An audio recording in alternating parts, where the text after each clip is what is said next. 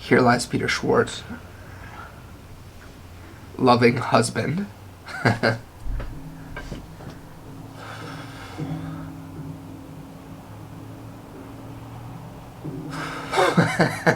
I did.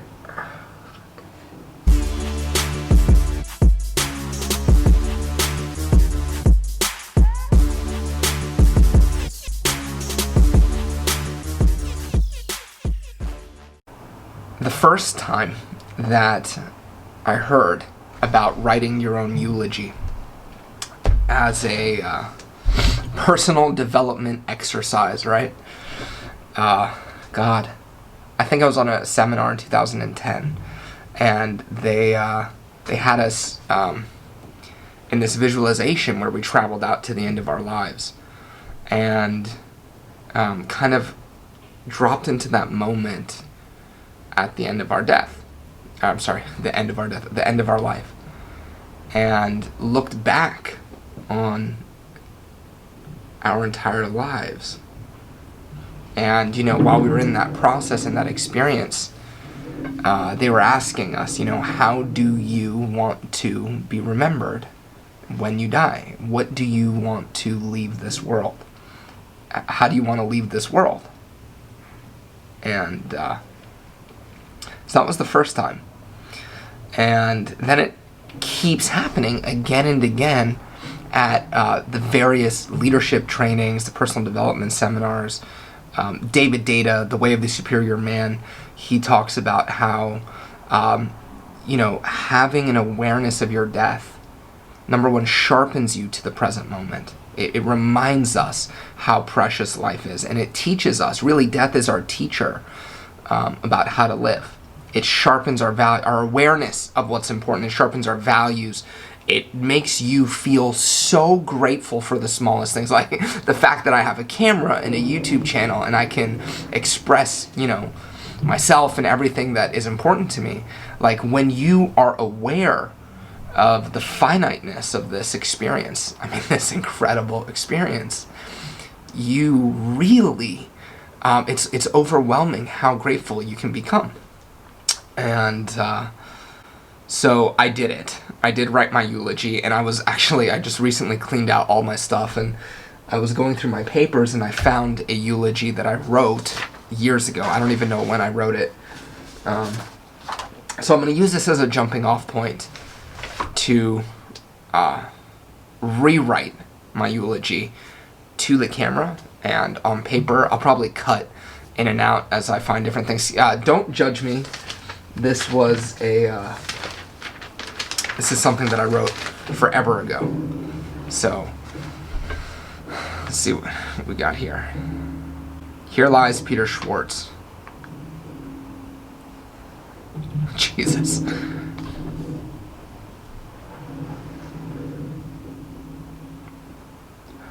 What?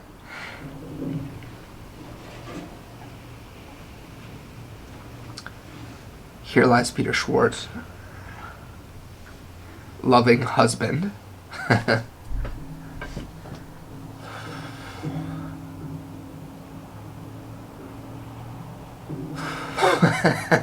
did.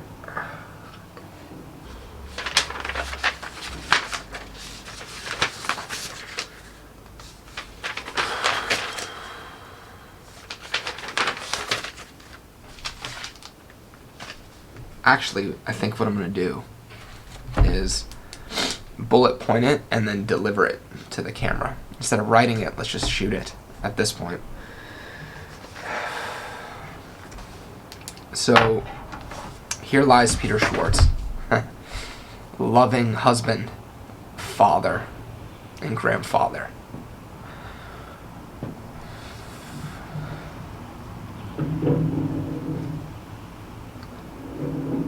If you knew Peter,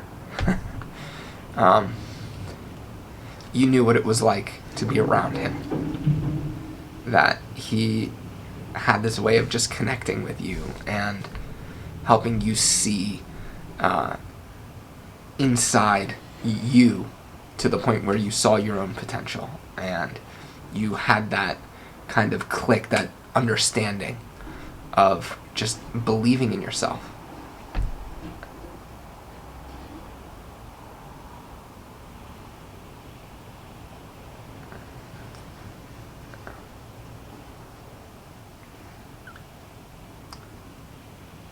he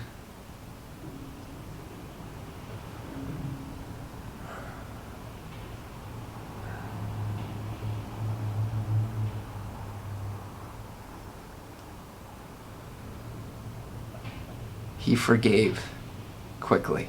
He was quick to forgive and slow to anger. He was discerning. Like, he wouldn't let people get away with stuff, but he was very slow to anger and he was very quick to forgive.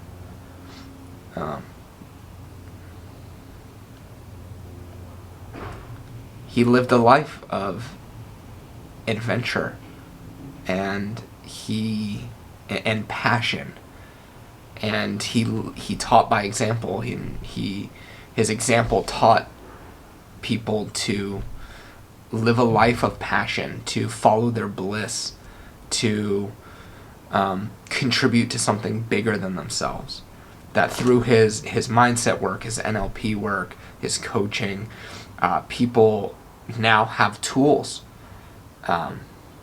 to get over their fears, their doubts, their insecurities, their all their self-sabotage, all the crap that holds us back. He gave us tools, and he put them in as many people's hands as he possibly could.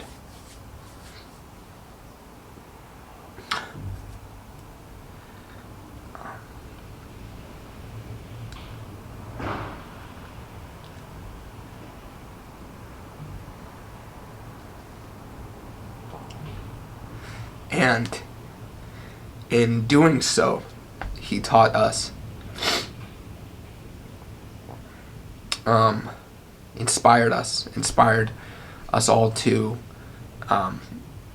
live our most fulfilling lives, and then to recognize that, leadership, contribution is within you, that this world is calling out for your gift right now. That there is something unique and special in you. Nobody has your life experiences, your memories, your DNA. You are so unique. And just the expression of who you are and what your passions are, what interests you, what your fears are, everything about you is so special that the gift of you finding out who you are and living a life that is in alignment with what you want for yourself, the most fulfilling life for yourself, is the greatest gift that you can give to humanity. Because in all of us, we all on some level want to contribute, we want to give back. And he inspired us to see that potential within you and to also activate, just really activate it.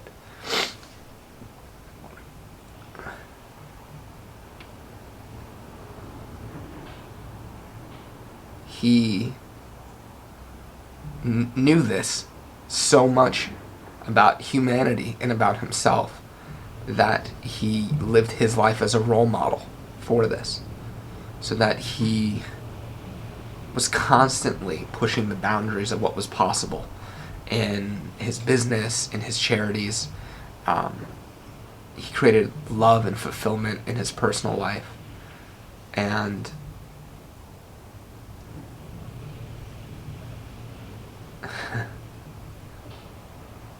if you are watching this, if if for some reason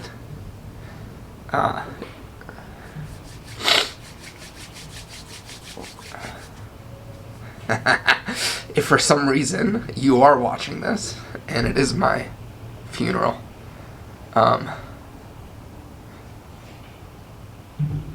I hope that you remember. I hope that we made some memories, I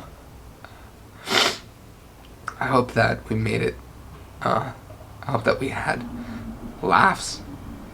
This is my hope, is that to have created moments with you that were so wonderful, that at my funeral, instead of focusing on the death and the loss, which is not real, right? I don't personally. Anyway, for more on that, watch the grief and loss pattern. It's another video that I have, but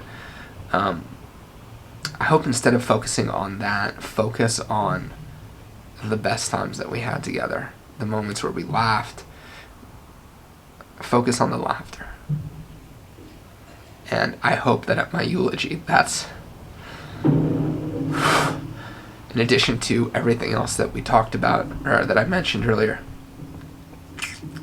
I hope there are a lot of stories of laughter and love and adventure and just good times. All right.